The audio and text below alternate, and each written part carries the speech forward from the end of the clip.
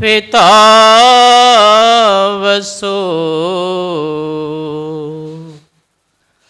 त्वं माता शतक्रतो बभूविथ अधाते सुम्नमीमहे अधाते सुम्नमीमहे।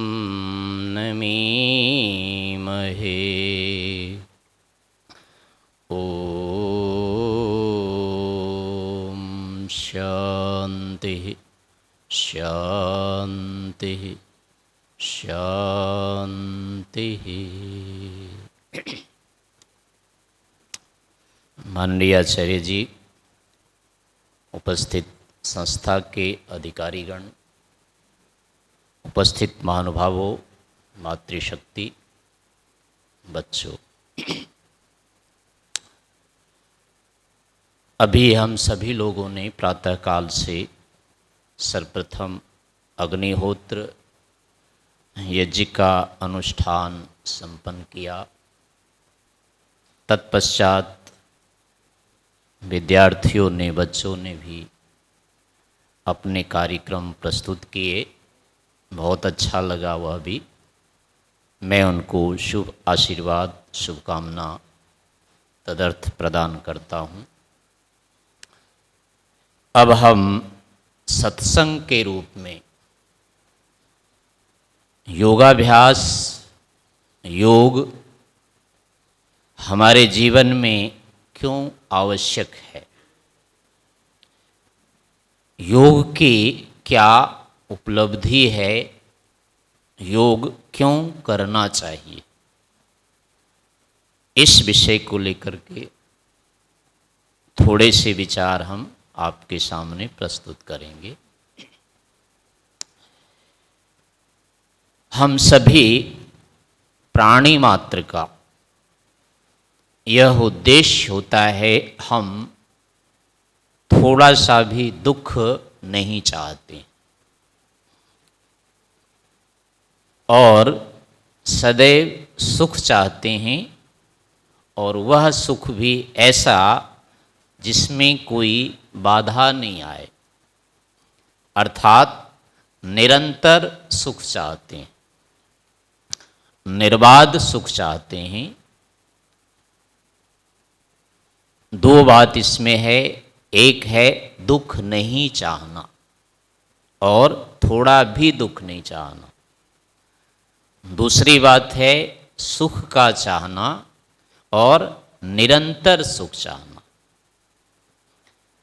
निर्बाध सुख चाहना, यह हम सभी प्राणी मात्र की कहेंगे, मनुष्य तो हैं ही, प्राणी मात्र की ऐसी कामना रहती है, इच्छा रहती है।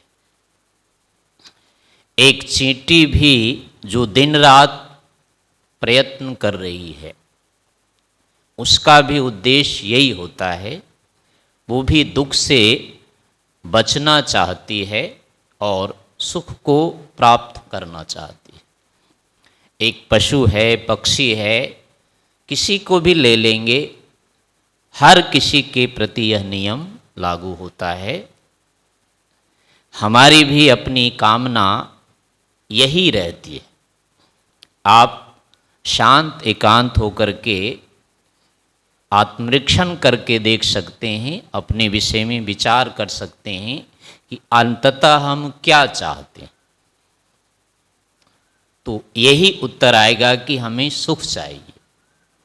ये जो खा रहे हैं, पी रहे हैं, घूम रहे हैं, देख रहे हैं, जो कार्य भी कर रहे हैं, आप देख सकते हैं कि यदि वो अच्छा लग रहा है तब तो उसको करते हैं, लेकिन अच्छा लगना बंद हो जाता है तो उसको छोड़ देते हैं। सुंदर से सुंदर कोई फूल है, उद्यान में जाकर के उसको देखते हैं, लेकिन दिन भर नहीं देखते हैं उसको, थोड़ी देर तक ही देखते हैं। वो इसीलिए ऐसा होता है कि कुछ काल तक वो हमें देखने में अच्छा लगता है, लेकिन लगातार अगर उसको देखते ही रहें तो अच्छा लगना बंद हो जाता है। ऐसे खाने की पीने की चीज़ है, हम वही चीज़ खाना पीना चाहते हैं जो हमें अच्छी लगती है, और जब तक वो अच्छी लगती है तभी तक खाते हैं।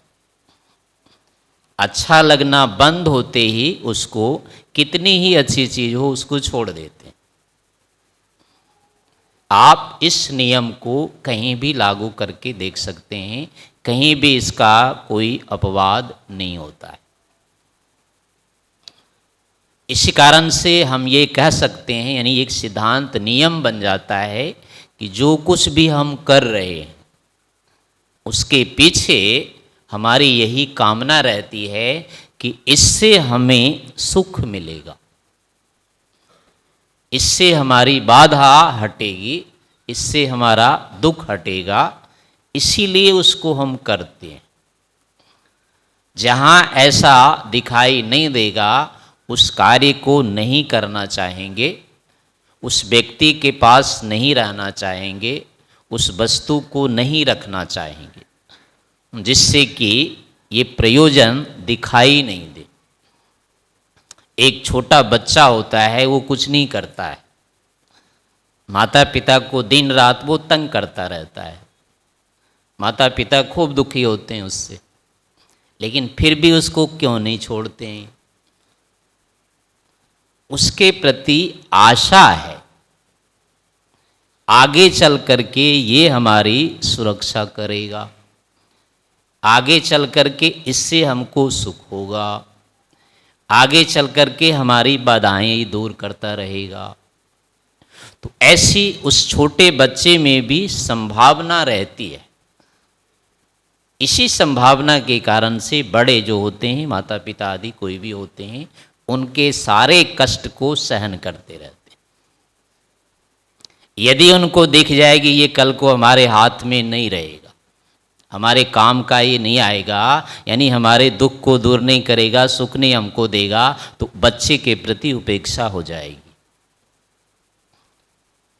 विद्यार्थी जो होते हैं दिन रात, कितना अधिक कष्ट अध्यापकों को होता है इनसे, दिन रात तंग करते रहते हैं ये, लेकिन फिर भी क्यों इनको पढ़ाते हैं, क्यों इनसे आशा रखते हैं? अगर ये ठीक ठाक पढ़ लिख जाते हैं तो इनका जीवन एक तो सुधरेगा और हमारा भी नाम होगा, हमारी भी समाज में प्रतिष्ठा होगी, उससे फिर क्या होगा? सुख मिलेगा। कोई प्रतिष्ठा, सम्मान, आदर क्यों चाहता है? जितना जितना व्यक्ति आदरणीय होता है, सम्मानित होता है, उतने उतने क्या होते हैं? उनके जीवन में निर्बाधता रहती है। जितना जितना व्यक्ति कम सम्मानित होता है, उतनी उतनी उसके सामने बाधाएं रहती है। एक बड़ा व्यक्ति जैसे आ गया, अब मान लीजिए उदाहरण के, बस में जा रहे हैं आप, रेल में जा रहे हैं, वहाँ आपको कोई परिचित व्यक्ति नहीं दिखेगा, तो आपकी दृष्टि रहेगी कोई मुझे सीट मिल जाए बैठने के लिए, अन्यथा खड़े खड़े जाना है। तो वहाँ कोई सारे के सारे आपके अपरिचित हैं। तो ऐसी स्थिति में एक तो ये स्थिति है, कैसी मानसिकता रहेगी, और वहीं आपको कोई एक आपसे छोटा व्यक्ति जो कि आपके प्रति श्रद्धा रखता है, सम्मान रखता है, अब वो क्या होगा? वो खड़ा हो जाएगा, अपनी सीट आपको दे देगा। अगर कोई नहीं था, छोटा नहीं था, आपको सम्मान देने वाला नहीं था, अपरिचित थे, तो आप सूखे सूखे से लग रहे थे वहाँ, लेकिन जैसे ही कोई अपना व्यक्ति, और वो भी आपको सम्मान देने वाला, आदर करने वाला मिल गया, तो वो बैठा तो नहीं रहेगा आपके, निश्चय से वो खड़ा होगा, और खड़ा होने का मतलब फिर आपको बैठने को मिल जाएगी, सीट मिल जाएगी, आप सुखी हो जाएंगे। यात्रा में दुखी रहते, लेकिन अगर सम्मान करने वाला मिल गया तो वो बाधा आपकी हट गई और आप सुखी हो गए। तो ऐसे ही सभी स्थितियों में होता है। बड़ा से बड़ा अधिकारी व्यक्ति क्यों बनना चाहता है? जितना जितना वो नीचे पदों पर रहता है उतना उतना ऊपर वाले का उस पर दबाव रहता है, और व्यक्ति जैसे जैसे ऊपर उठता जाता है उसके दबाव हटते जाते हैं। तो इस कारण से हर कोई व्यक्ति जो होता है किसी के नीचे नहीं रहना चाहता है, हर कोई सबसे ऊपर होना चाहता है, यानी किसी के अधीन नहीं, दबाव में नहीं रहना चाहता है, क्योंकि दबाव रहने से दुख होता रहता है। निर्बाधता हो जाने से, दबाव हट जाने से सुख होने लग जाता है। तो अंत में आप जहाँ कहीं भी देखेंगे इसी प्रयोजन पर आ जाएंगे कि हमें जहाँ जहाँ दुख हो रहा होता है, जहाँ जिस जिस से दुख हो रहा होता है, हम उससे हटते रहते हैं, उसको हटाते रहते हैं, उससे दूर जाते रहते हैं। और जहाँ जहाँ से हमको सुख मिलता है, जिस चीज़ से सुख की संभावना रहती है, उसके पास या तो हम जाते रहते हैं या उसको अपने पास लाते रहते हैं या उसके साथ बने रहते हैं। तो संसार के जितने भी वस्तु हैं, साधन हैं, इनके जो हम साथ रह रहे हैं, घर है, परिवार है, कुटुंब संबंधी, राजा प्रजा, गुरु शिष्य, माता पिता, जो कुछ भी ले लीजिए, सभी के पीछे केवल यही दो बात मिलेगी, उनसे हमको सुख मिलता है और दुख कम होते हैं तो हम उनके साथ रहना चाहते हैं, उनको साथ रखना चाहते हैं। वो चीज़ हम रखते हैं और जिससे दुख आरंभ हो जाता है या दुख मिलता है उसको हम हटा देना चाहते हैं। वस्तु हमारे लिए कोई भी अच्छी बुरी नहीं होती है, अच्छी बुरी उससे होने वाला जो सुख है, परिणाम है, वही उसका निर्धारण करता है। व्यक्ति कोई हमारे लिए अच्छा बुरा नहीं होता है, लेकिन जिससे हमको सुख मिलेगा वो हमारे लिए अच्छा हो जाता है। जिससे हमको सुख नहीं मिलना है, दुख मिलना है, वो हमारे लिए बुरा हो जाता है। शत्रु इसीलिए बुरे होते हैं कि उनसे हमको दुख मिलना होता है, वो हमको दुख ही देगा।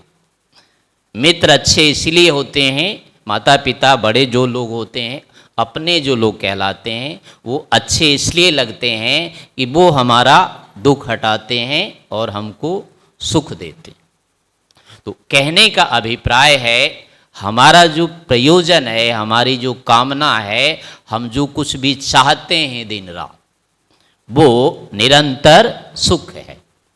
दर्शन की भाषा में उसको तृप्ति कहते हैं, संतुष्टि।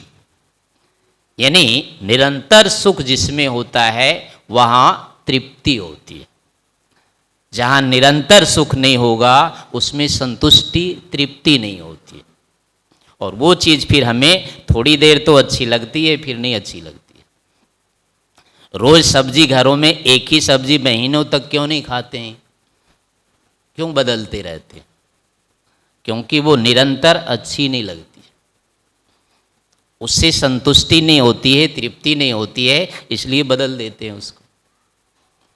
कपड़े लत्ते, घर मकान भी यद्यपि हमारे सामर्थ्य में नहीं होती है, लेकिन इसको भी हम रोज़ नहीं रखना चाहेंगे, इसको भी बदल देते हैं।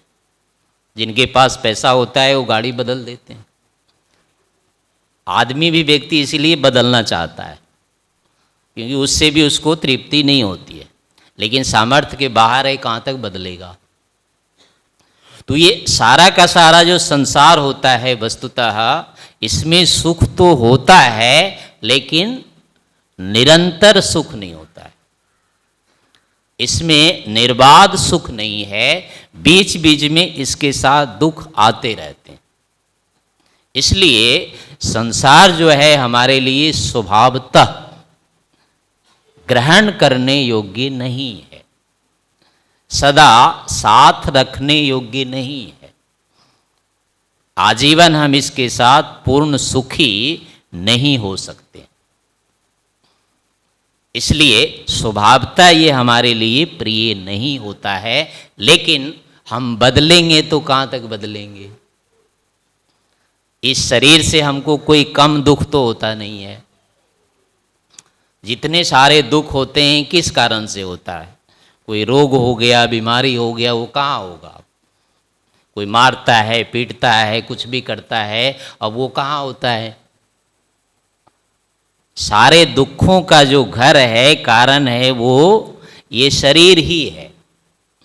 इसी के कारण से दुख हमको होता है। लेकिन अगर इसको बदल देंगे तो बचेगा क्या? तो इस कारण से हम शरीर को बदलना नहीं चाहते हैं, शरीर को छोड़ना नहीं चाहते हैं। लेकिन इसका अर्थ ये नहीं है कि इसमें हमको स्वाभाविक प्रेम है। हम शरीर को सदा रखना चाहते हैं, जीवन को सदा रखना चाहते हैं, ऐसा नहीं है। ये भी हमारी एक व्यवस्था है, क्योंकि और अधिक दुख होगा। तो कहने का अभिप्राय हुआ कि हमारा जो एक प्रयोजन है, हमारी जो एक कामना है, वो है हम निरंतर सुख चाहते हैं और थोड़ा सा भी दुख नहीं चाहते।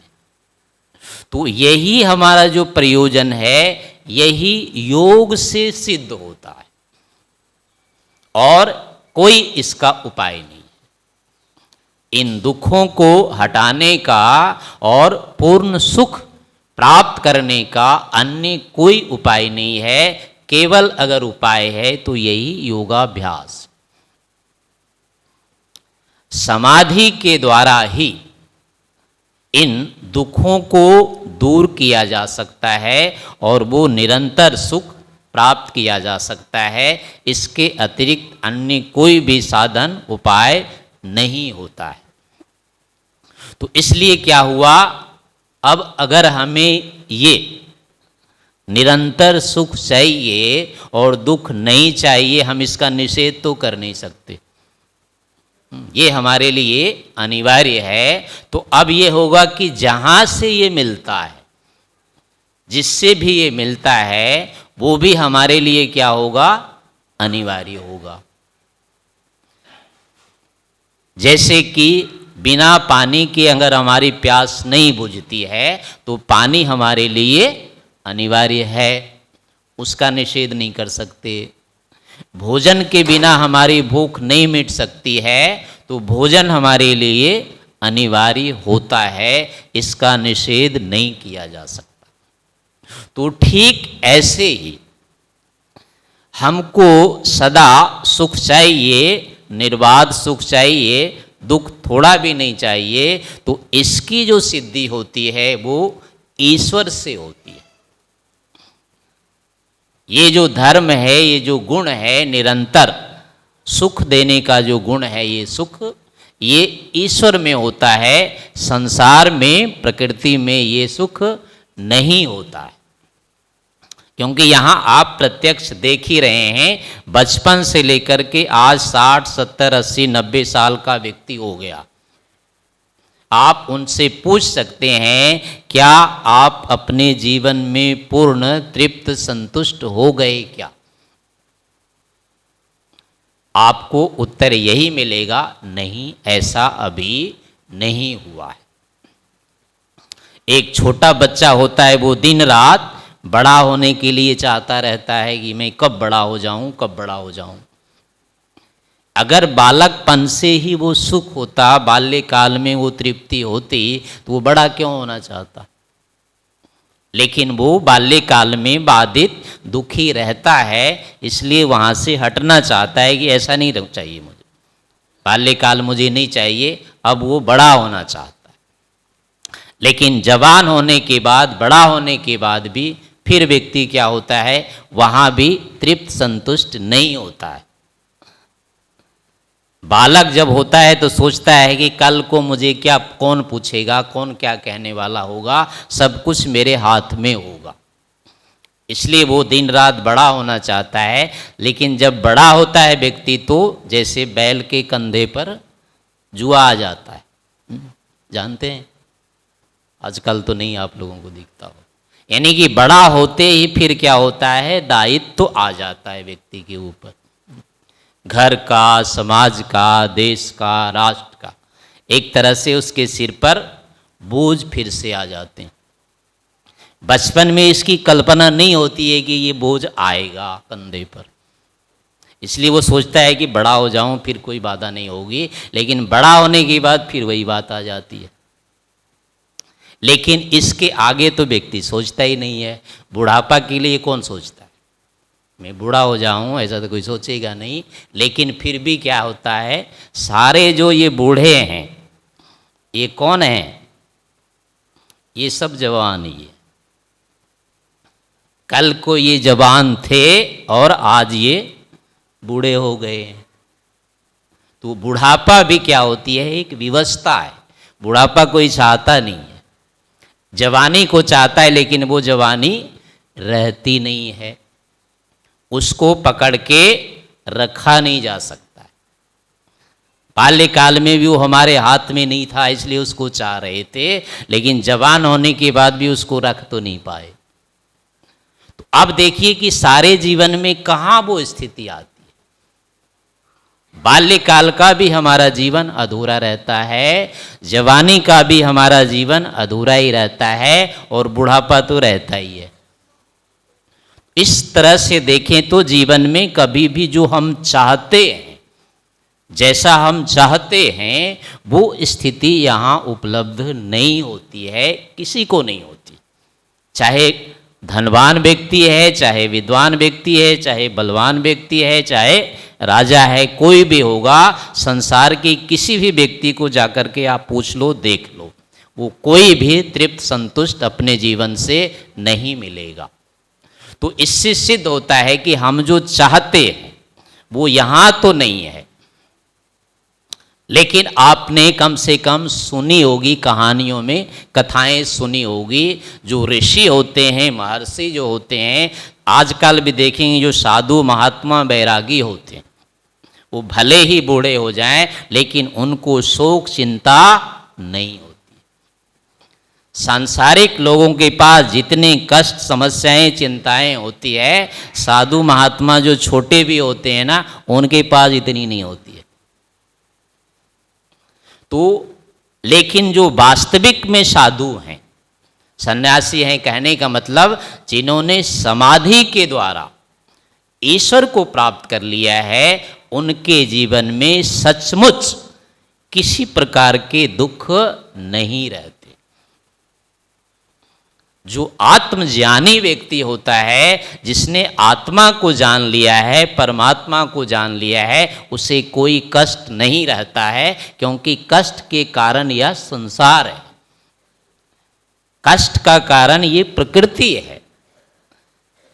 अपूर्णता जो है इन प्राकृतिक साधनों में है, परमात्मा में ये नहीं है। इसलिए अगर परमात्मा की प्राप्ति हो जाती है तो वहीं जाकर के फिर व्यक्ति को ये अनुभव होता है, मुझे जो चाहिए था वो मिल गया, जो प्राप्त करना था वो हमने प्राप्त कर लिया, अब मुझे किसी चीज की अपेक्षा नहीं रही। ये जो अनुभूति होती है वस्तुतः समाधि में जाकर के परमात्मा का साक्षात्कार कर लेने पर होती है। तो ऐसा हम सभी की कामना है, इच्छा है, अपेक्षा है कि हम निरंतर सुख चाहते हैं, निर्बाधता चाहते हैं। इसी को जीवन की सफलता कहते हैं। ये जो मनुष्य जन्म हमें प्राप्त हुआ, इस मनुष्य जन्म की जो सबसे बड़ी उपलब्धि है वो यही है कि हमें ये अनुभव हो जाना चाहिए कि मुझे जो चाहिए था वो मिल गया।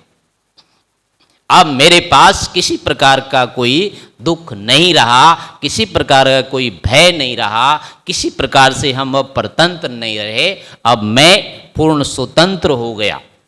यही अनुभूतियाँ दिन रात हम चाहते हैं। तो इसी की जो उपलब्धि होती है वो योग के माध्यम से होती है। इसलिए योग का हमारे लिए अनुष्ठान करना, योग को धारण करना, योगाभ्यास करना हमारे जीवन के लिए अत्यंत अपेक्षित है।